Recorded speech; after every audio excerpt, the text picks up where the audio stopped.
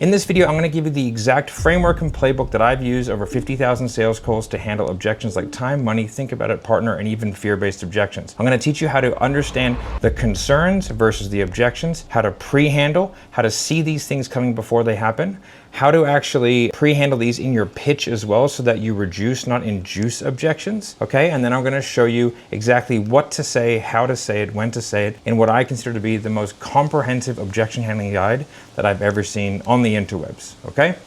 This is the framework that I've used and developed over like 15 years and 50,000 sales calls as a full-time sales rep, so stay all the way through to the end. And if you want this document, it will be in the Discord down below. So most reps treat objections like a brick wall, right? You know, they kind of go up to it and then they go like, ah, well, or they give a really, really basic and not very, I guess, commanding way through handling it. And what this I find causes is like people not being able to actually address and find out what the real concern is. In part one, what we have to do is we have to define what an objection is, okay? Is an objection what really is it? And what I consider an objection to be is a logistical barrier, whether real or perceived, that stops a prospect from moving forward, okay?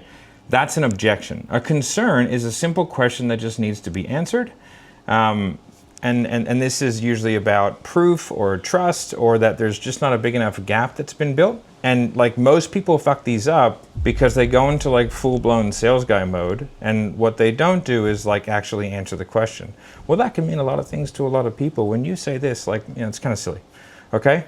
And then you need to also say whether there's no need. So objection, concern, or no need. So it's like, if there's no need, it's too bad, so sad, try again later. If they don't actually want it, they don't see the gap, that's not an objection, it's just a bad fit. Like you're a triangle trying to get through a round hole. Like you fuck something up and they don't really want it. Okay? And one of the big ones is that you cannot handle the objection that you don't get. Those are the hardest ones. And I find through training thousands and thousands of people over the years, what I see is that most people are bad at, I think, setting up the sales call to be able to get what they need, but also then actually getting to the underlying concern and answering that effectively, okay? We don't turn no's into yeses. Like a no is a no. Like we're not, you know, there's no witchcraft here, right? And so what we want to do is we want to turn the maybes into yeses, and we want to find the people whose problems align with the solutions that our product or service actually addresses, okay? And if you get a no after the pit, then you've done something wrong. Now that we know what an objection actually is, and the difference between a concern and objection to someone who's just not a good fit, what we need to do is we need to work on like, how do we pre-handle an objection? I think everyone talks about pre-handling objections, but nobody really sort of defines what it is, when to do it. So this is diffusing something before it happens, okay? So most reps will wait until the objection comes up before they deal with it, right? I think that this is a mistake. If you hear something that you think is going to be problematic or counter to what your pitch is going to be, I think that you should address it there and then, right? So pre-handling is going to handle the surface level concerns, because it's not pre-handling objections, it's pre-handling concerns. And so like, before we get into the details, can I ask, is there anyone else that needs to be involved in this decision? Or like, you know, that's if you want to pre-handle your partner or bring them up beforehand, right? If you're in a B2B environment, discussing budget, discussing decision makers. And if you're in a B2C environment, hey, does your partner know that we're on this call, or are we on a bit of a secret mission? Okay, if you hear people using constant future tense, okay, I will, I want to, I could, you know what I mean? We will, oh, next year's gonna be huge. Then that should be a light bulb to you that they're not thinking in the now. And so that's gonna be difficult for you to drive urgency, because if you're gonna do something no matter what, then why do it now? And so these are things that we need to listen for, so that we can pre-handle them, so that we reduce the surprises and they don't compound, okay? This also has to do with things like if there are things that are coming up in the world, like an election or Christmas or, you know, 4th of July, we need to have things in our script in order to pre-handle those. Because one of the great things about holiday or time-based or like situational objections is that chances are you know that they're coming. And what that means is that you can counteract it. Like if it's December 15th and you never bring up Christmas or the holiday break once, and then they give you a Christmas objection, like that's a you thing, dude. you just screwed up. You didn't mention like the biggest elephant in the room, which is like Christmas. So you would put in a hook or something at the beginning, okay, in order to help yourself pre-handle that. Like, hey, I just want to say that, you know, like, well done for being someone who over this busy period is actually doing something about this. I speak to a lot of people at the moment who are like going to put this off till next year, but you know, if something worth doing, it's worth doing it now, right?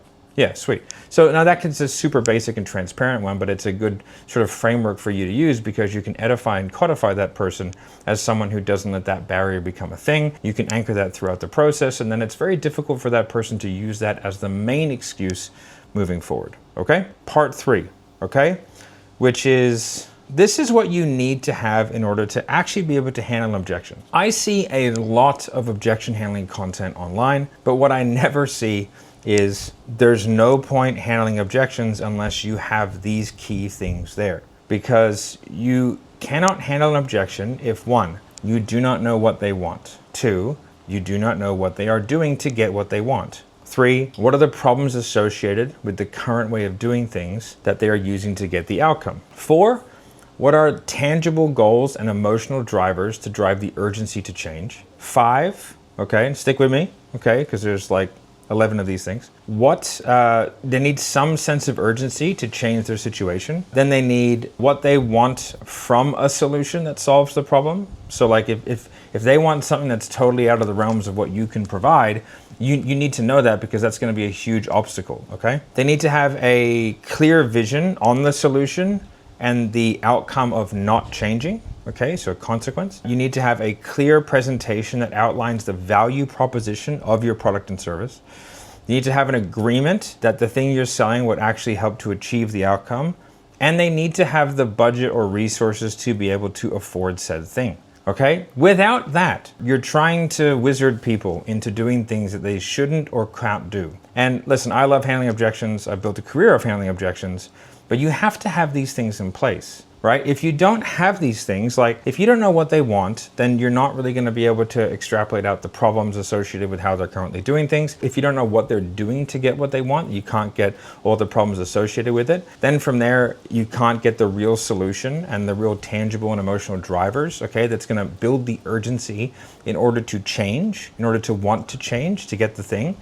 If they don't have the budget and that they can't do it no matter what, people can't just miracle money. And I'm not a huge believer in financing. Say that what you will, but I've never sold a deal on finance once in my entire career. And I plan to never because I just feel like if you can't afford something, you can't afford something, right? Not to say that you can't sell it like that. I just haven't, right? I've done all my sales without using people borrowing money at 35% interest, okay? You need to have a really clear presentation that outlines the values of the products and service and also helps to push the sale forward, of which I'm going to be going on later on in the video, okay? And if you guys are here this far, go down to the Discord, okay? Join the Discord and you can get this all kind of laid out for you. And while you're there, if you're not subscribed, do your boy a favor, subscribe, okay? Then from there, you need to have an agreement that what you sell fixes the problem. Hey, do you feel like this could be the answer for you? Right? Yes. All right, cool. If they say no, you're like, oh, okay, that could be trouble. Right? And they had to have the budget to do it. All these things, okay? Without these things, you're not going to be able to handle objections. And what you're trying to do is like Jedi mind trick people, right? This is the product you're looking for. Hey guys, what's up? Matt here. And I've noticed that a lot of you are not subscribed. So what I want you to do is like go over and hit the little subscription. It really helps the channel out. And if you like the kind of content that I do and you're like, hey, how can I get similar content but pay for it? Then I have a membership. You can go over and join that at any stage that you want. It's like $49 a month up to about $200 a month. And we do like live Q&As. We have a coaching call nearly every single day. And there's like well over 100 videos and I upload like sort of private trainings and stuff that I do all the time. So if you want to check that out, go for it. Sign up through YouTube, cancel anytime, all that kind of good stuff. And anyway, back to the video. Part 4. So pitching to reduce, not induce objections. A lot of people are pitching and inducing objections because they are going very much into logistical and very nitty-gritty. You should have that information at hand, but I want you to remember this, okay? You are a sales rep who talks to people for a living. And so your conversational stamina is quite high. The Army, because I used to be in the Army doesn't allow any lesson to go for more than 40 minutes because people just kind of tune out. And so what we want to do is we need to be aware that at the 40-minute mark, they're starting to data dump everything before that. So if you like have this super long sales call, right? And then you go into a really complex 20, 25-minute pitch with like a presentation, all these numbers and stuff like that. You are pulling them out of that emotional state and putting into a very logical and like logistical state, which is not going to help you make that sale. Now, there are environments where that kind of sale is necessary, which is more of a B2B environment, but they're far less emotional and they're far more like pragmatism involved, okay? And so you want to have a specific presentation call for something like that, okay? And you're going to have to go through numbers, etc. But for a vast majority of people, and even in B2B, people, they're too complex and complicated, and what they do is they induce objections. In the same way where like, if I'm sending out a B2B proposal, I don't send them a proposal, I present the proposal to them on a call. That is best practice, okay? Here's what I like to do when I'm like putting together like a more B2C style pitch, okay? One, I wanna have like pillars, okay, that fix some of the goal. I'll link a scripting video down below where I go through that in detail, but this is more about objections. And so one of the things that I see a lot of the time is that people will have like, I'm just gonna use a $5,000 offer, and it's like 5,000 on a 1 pay, 2 pay of 3, and 3 pay that equals 7,000 or whatever, 7,500. So it's $2,500 more for the 3 pay than what it is for the paid in full, and they're pitching it at 5K, and then from there they end up going like, hey, if you want to break it up, we can do that. It'll just be 3 payments of this, and they go, oh well, I'll just wait until I can pay in full. Okay, so what you're doing is you're going like, hey, you, the guy that doesn't have much money, I'm going to charge you more, which is kind of moronic when you look at it that way. So what I do is I would always pitch the highest price point first. So if it's 3 payments that totals 7.5, let's just say for this example, then I'm going to go, hey, it's $7,500. How do you want to proceed? Right after I do my pitch, I don't say on a 3 pay, but that is the most expensive version, which means that when I go into my objection handling and I like go through the money and I get buy-in, I go, okay, yeah, we can do that over 3 payments. How do you want to proceed? They go, yep, sweet. Right? Perfect. Right? Now, if they go, yep, that sounds good. I'll do it in 1. Be like, oh, hey, awesome. You qualify for like a 1 pay discount. We'll give it to you for $5,000. Happy days. Now those people are ecstatic. They're cheering. Yay, you're the best. Okay. So it's like, I want to have a PIF incentive. I don't want to have a payment plan disincentive, because it's a lot harder to push a rock up a hill than it is to roll a ball down a hill. If you do have like financing and payment plans as well, do not mention or say financing and payment plans in your pitch. Okay, so that example I've just did, it's like, okay, it's $7,500. How do you want to proceed? I'm not saying, and we have some financing available. Okay, I'm not going to say that, because what they're going to say every time is, what are the financing options or what are the payment plan options? Okay, this is a nonsensical argument. This is just ridiculousness, and it's a useless part of the conversation, because like you have induced that as a concern or as a want, but then it's not going to go anywhere. So now then you have to go back and be like, money aside, right? So the funding required for XYZ, so you can XYZ is $5,000. We have some financing and payment plans available. How do you want to proceed? They're always just going to say, what are the payment plans? Or what are the financing? Just say, the funding required is $5,000. How do you want to proceed? Right? There's no need for that, because you can go into the payment plans or you can go into the financing later on, but do not do it in your pitch. You're just going to adduce that same fucking useless line of conversation every single time. Okay? It's not beneficial, it's hard to turn around, and it's just a name chit chat. Okay? So now that we know how to look at these things and how not to induce these stupid objections when we're pitching, okay? Then what we're gonna do is we're gonna go through the hierarchy, and I'm gonna give you examples of all these things, okay, throughout this video, all right? So, but we need to establish a hierarchy, because what you get a lot of the time is not just a single objection. You either get like very vague, or like this whole like, hey, that sounds really good. What I want to do from here is go away and check with this and make sure this lines up, speak to my partner, make sure the finances all work out. And then what do we do? Like kind of just get back together in 2 weeks. Does that sound good? Right? And then they're kind of like selling you on this thing. Right? And then all of a sudden you're trying to pull out every single objection. You're trying to handle everything that they say. And that's really, really difficult. We don't want to do that. What we want to do is we want to break it down into buckets and then give yourself a mental hierarchy so that you can be in control of the process and not have the process done to you. Most reps objections are being done to them. They are not in control. Okay? So you've got logistical and fear, and then you've got smokescreen, but I'll talk about smokescreen because a lot of the time smokescreen is just a really nice way of saying no. Okay, and then you've got partner, think about it, and money. Now, what I do want to say is, like, money logistical is always the most important. That's why it's at the top left. And then you've got fear partner down towards the bottom.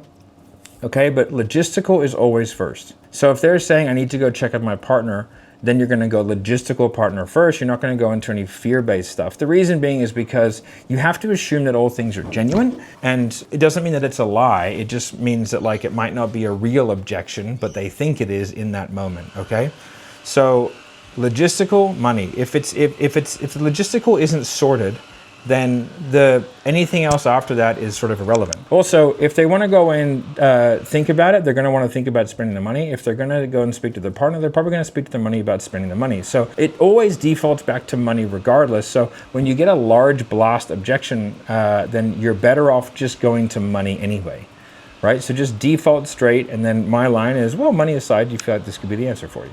Okay, now that's very specific wording, but assume logistical first, because if you start beating people over the head with a mindset bat and they're just like have a logistical concern, you're going to end up looking like an asshole and you're not going to make that sale. Now that we understand all the things that go into handling objections, what you need to have and how you need to think about it and how to not induce them, this is like the step-by-step process of how you actually handle objections. First of all, stay calm.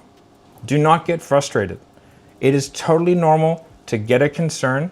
If you get frustrated or angry or upset when someone gives you an objection, I don't know what to tell you. You're making your life way more difficult than it has to be. It's like going in the water and being upset that you're wet, okay? So it's a normal thing. And the frustration comes from the fact that you think that you know better, and you for sure don't, because you're probably retarded, okay? You've known this person for 45 minutes, and you're making a value judgment that says, I know about this, what's better for you than what you do, thinking that you have all the information, when in reality, you're probably not good enough at sales to have all the information. They probably haven't given you all the information, nor could you get all the information in such a short period of time. So to get frustrated is an ego thing that you need to sort out, okay? It's a stupid thing to be. Don't worry about it. Step one, identify and isolate, okay? Money. Money aside, do you feel like this could be the answer for you? Okay? They say yes. You say, why is that? Whenever you get something that benefits the pushing forward of the sale, you get clarification. It entrenches them deeper into it. What is it specifically that you feel like could be the key to the castle for you, or some variant that the key for you to getting, right? What that's doing is it's forcing them to look back into the pitch and presentation that you've given, extract something that they feel is of most benefit, okay? Then it's like, well, that makes sense. What are some ways that you can come up with the budget or the funds to get, and then insert thing they said was the key for them, okay? Is it the upfront amount, or if we broke it up, would that help you? Yes. Do you want to have that chat? Yes.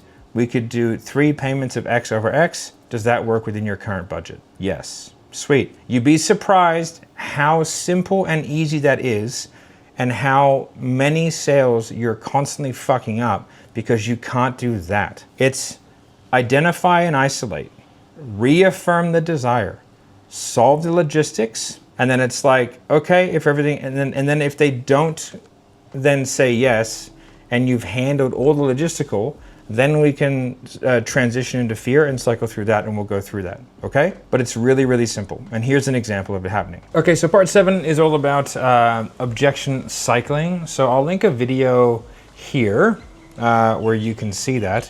But what it is it's a way in which you can naturally and with an intentional escalation keep objection handling going, right? But without it getting combative.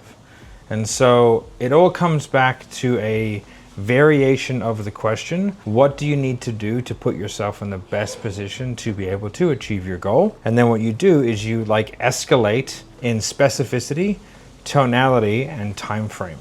So it's like it goes from that to what do you need to do to make sure that when you go to bed tonight, you're in the best possible position and doing everything you can as the leader of your business to be able to get to X, right? So it escalates to that. And it comes down to the answer being like, well, I need to X. And so let's just say you sell digital marketing services or whatever, and it's like, I need more leads. Well, I need more leads. Okay, well, do you think that what we do would help you get more leads? Yes. Why? Okay, cool. So how much longer do you want to put off actually making the decision to start to get more leads? Okay. So again, it's like, I need to think so I can act, so I can do. And it's a really, really good escalation tactic where you can keep someone rolling around for like a long time. I'll put in a clip here of me teaching it. Okay, so it usually happens when you're into the fear because logistical just kind of handles itself when it comes to doing some of the stuff that we said before. The bridging question that makes it easy to transition from logistical to fear is a question similar to, well, that makes sense because we all make decisions based off our perspective. And they go, yeah. And they go, well, the problem is if you're always making decisions based off where you are, it's the only place that you can ever be. So what do you feel like you need to do to put yourself in the best position? Okay, now the reason why, what do you feel like you need to do to put yourself in the best position possible is because like we can't guarantee a goal. Okay? Like I can't say to you that like you do my course and you will get X outcome.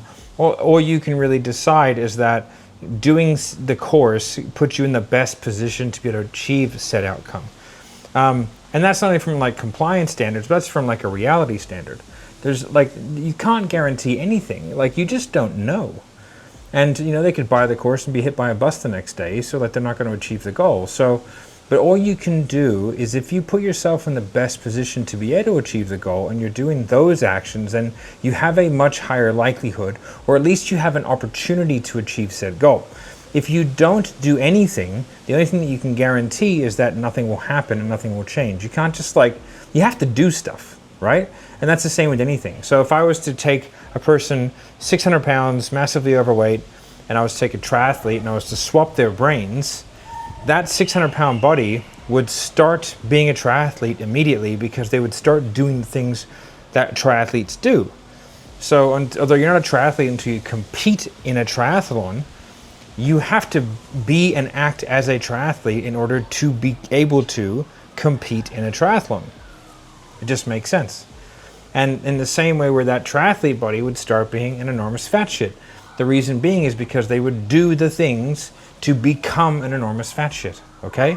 So like, that's what that is a series of decisions, all right? And so in order to get the thing or be the thing, you have to act like it, which means you have to think like it, which, you know, you have to think and then you have to do, right?